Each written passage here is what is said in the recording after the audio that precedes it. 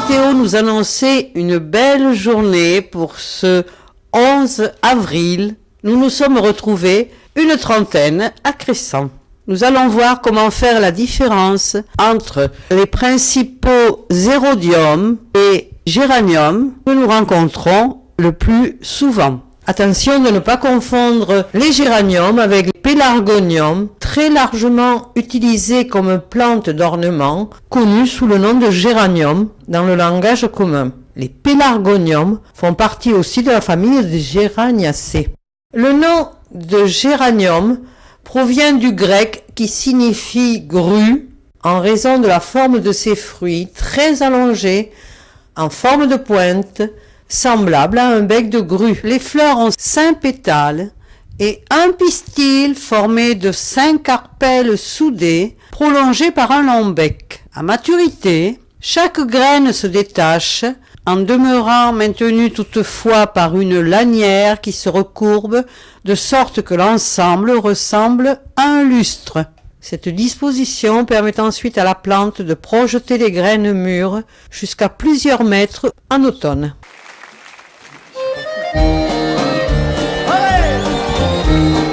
Ça vient, je t'attends, sinon moi je chante.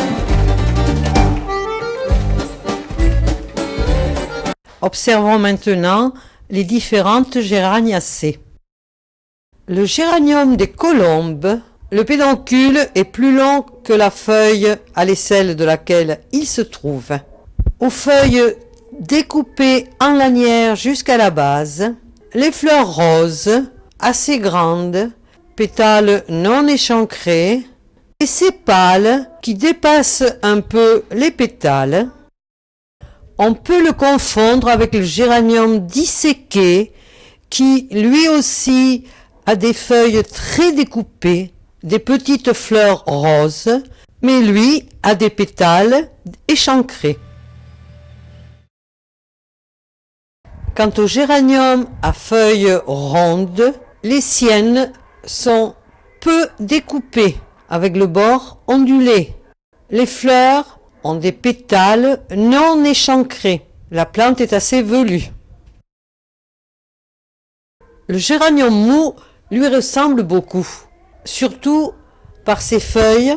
Pour les différencier facilement, il faut regarder les fleurs qui, elles, ont des pétales bifides. On peut aussi confondre le géranium à feuilles rondes avec le géranium luisant. Mais si l'on compare leurs deux feuilles, on comprend pourquoi celui de droite s'appelle luisant. Ces fleurs roses ont des pétales entiers et assez espacés les uns des autres. Les sépales sont granuleux, on le voit nettement sur les fruits. Parmi les géraniums à feuilles composées, voici le géranium pourpre. La feuille entière s'inscrit elle aussi dans un cercle.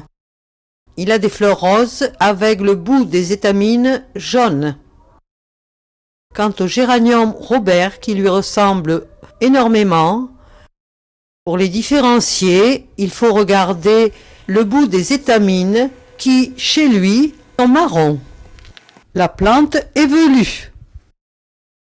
Tournons-nous à présent vers les érodiums.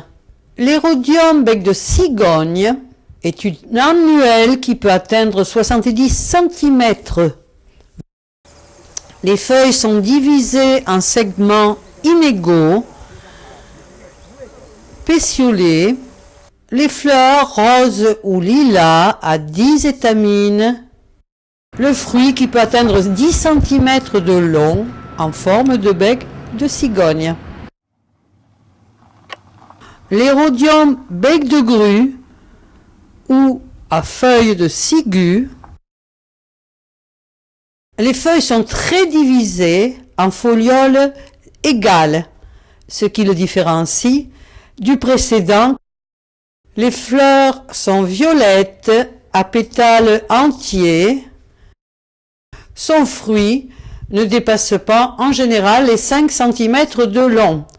Et le troisième à feuilles simples, ovales, qui ressemble à la mauve, d'où son nom, rhodium fausse mauve. Les fleurs sont violettes, sépales pointus, le bec du fruit peut mesurer jusqu'à 3,5 cm. On rencontre aussi plusieurs espèces de fumeterres, aspic, grimpant, à fleurs denses, à petites fleurs, officinales et le dernier de Gallardo. Très apprécié comme on le voit.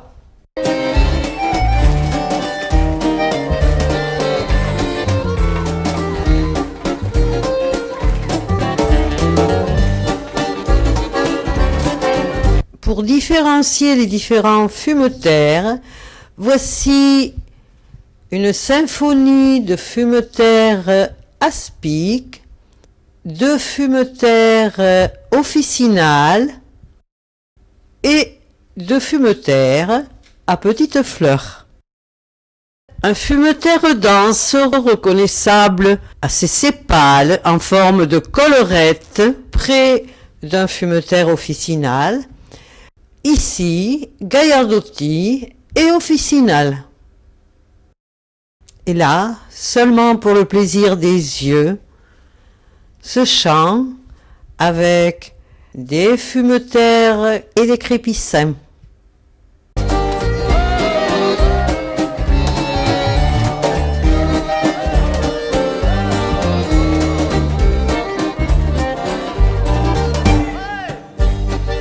Ça gage pas tellement, hein. J'ai vu vachement mieux, hein. Le Scandix, peigne de Vénus, a des feuilles finement pennées. Ses fleurs sont en ombelle, à pétales externes plus larges. Ses fruits très longs, en aiguilles groupées, ressemblent aux dents d'un peigne, ce qui lui a donné son nom. J'ai vu vachement mieux, hein. Nous avons trouvé des pervenches majors. Elle a des feuilles simples, ovales, opposées, luisantes, à bord poilu.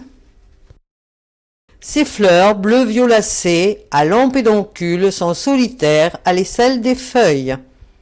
Le bord des sépales est poilu. On va peut-être rentrer chez nous.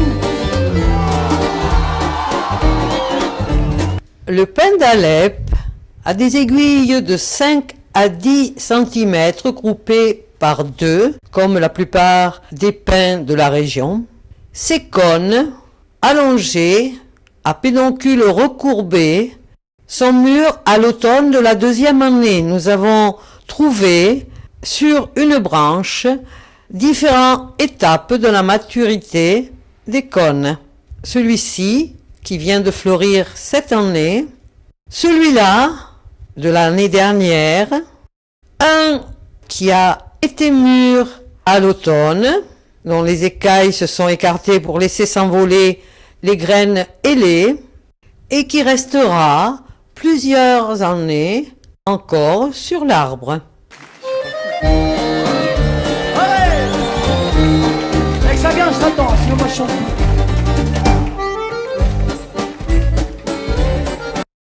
Puis, le narcisse à feuilles de jonc, qui a des feuilles très étroites, des fleurs petites, jaunes, isolées ou par deux, des tépales ovales. Dès que ça vient, je t'attends, sinon moi je chante plus. Nous avons aussi trouvé des hippocrépis à deux fleurs. C'est une plante annuelle à tige prostrée. Les feuilles alternes sont composées de 9 à 15 folioles ovales. Les fleurs jaunes, solitaires ou par deux, sur un court pédoncule à l'aisselle des feuilles.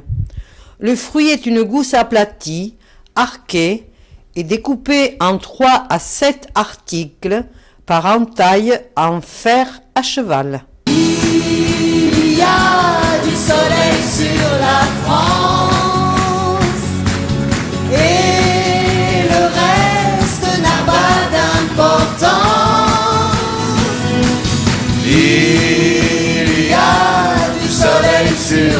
France. Allons, viens vite, qu'on profite de la vie. Il y a du soleil sur la France.